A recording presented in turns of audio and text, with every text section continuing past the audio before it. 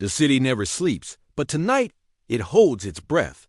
In the heart of its concrete jungle, a man is drowning. Not in water, but in a sea of paper, each sheet a wave pulling him under. This office, once a symbol of his success, is now his prison. The polished mahogany desk is buried under a blizzard of red ink bills and final notices. Each one screams failure. The air is thick with the scent of stale coffee and despair. He runs a hand through his hair, the fluorescent light above humming a merciless tune. Every shadow in the room seems to mock him, whispering of dreams turned to dust. The empire he built, brick by painful brick, is crumbling around him, and he is trapped in the ruins. What went wrong? He had it all, or so he thought. The corner office, the accolades, the perfect picture frame on his desk. Now, it's just him and the ghosts of his ambition. He pushes back from the desk, the chair groaning in protest. He needs to escape, but where do you run when the storm is inside you? He finds himself on the streets, but there's no escape here either. The sky weeps with him, a cold, relentless rain that soaks him to the bone.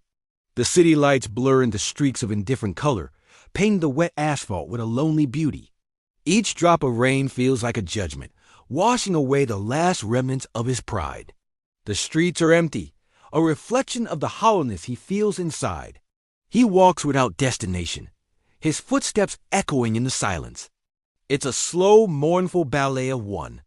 He remembers walking these same streets, hand in hand with his wife, his daughter perched on his shoulders, her laughter the sweetest music.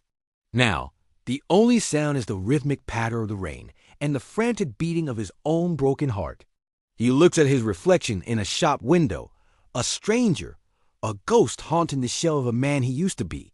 The city that once promised him everything has taken it all away, leaving him with nothing but this cold, wet emptiness.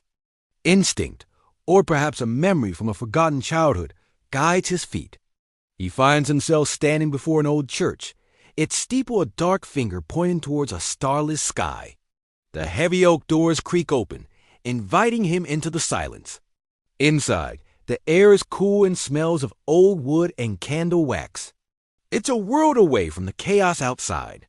A soft, golden light filters through magnificent stained glass windows, illuminating dust motes dancing in the air like tiny prayers. He walks down the long aisle, his wet shoes silent on the stone floor. He doesn't know why he's here. He hasn't prayed in years. But his knees find their way to the floor before the altar, his body heavy with a weariness that sleep can't cure. He clasps his hands, not knowing the words, not even sure if anyone is listening. But for the first time in a long time, he lets the dam break. A silent, desperate plea escapes his lips, a raw cry from the depths of his soul. He kneels there, a broken man in a sacred space, surrendering to the overwhelming need for something, anything, more than himself. In the deepest moment of his surrender, a change begins. The golden light from the windows intensifies, growing from a soft glow to a brilliant, all-encompassing brightness. It's not a harsh light, but a warm, gentle radiance that fills every corner of the ancient church and every dark corner of his heart. It pushes back the shadows, banishing the cold. And in the heart of this heavenly light, a figure appears. It is Jesus, robed in pure white, his presence radiating a peace that defies all understanding. His face is not one of judgment, but of profound love and compassion. His eyes seem to look directly into the man's soul, seeing not the failures, not the mistakes, but the broken child within. There are no words spoken, but a message is clearly communicated, a message of forgiveness, of hope, of unconditional love. The ethereal music that seems to emanate from the light itself washes over him, cleansing him of his fear and his shame. In this divine moment, the weight of the world lifts from his shoulders. He is seen, he is known, he is loved. As he basks in this divine presence, his life flashes before his eyes. Not in a chaotic rush, but as a series of clear, poignant scenes. He sees himself at the office, prioritizing a phone call over his daughter's school play, the disappointment in her eyes a wound he never acknowledged. He sees the arguments with his wife, his voice sharp with stress and selfishness, her hand slowly letting go of his. He sees the bottle in his hand, a false friend that promised comfort but delivered only isolation. Each memory is tinged with a dark, heavy hue, a chronicle of choices that led him to this broken place. But as each scene plays out, the divine light touches it.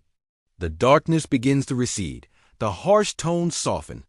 The memory of his daughter's sad face is infused with a light of understanding and a chance for reconciliation. The image of his wife walking away is bathed in a glow of forgiveness. The bottle in his hand dissolves into light, its power broken.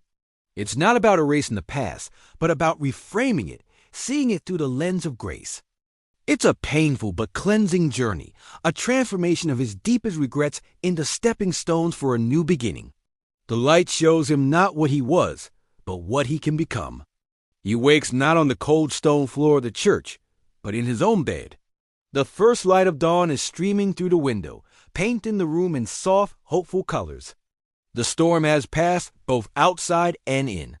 He sits up, feeling a lightness he hasn't known in years. The crushing weight on his chest is gone, replaced by a quiet, steady peace.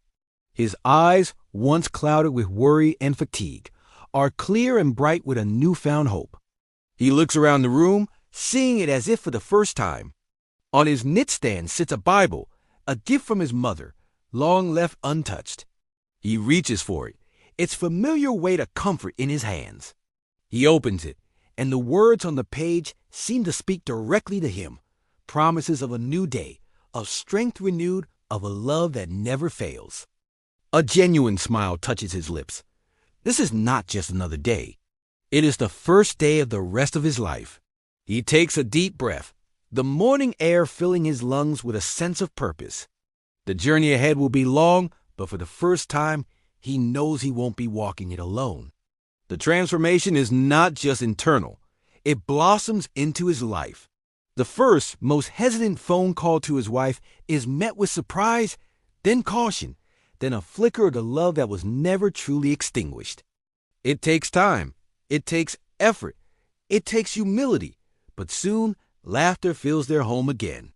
He is reunited with his family, not as the powerful businessman he once was, but as a husband and father, present and engaged.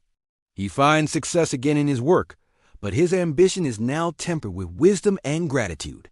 The corner office is no longer a monument to his ego, but a platform to serve others.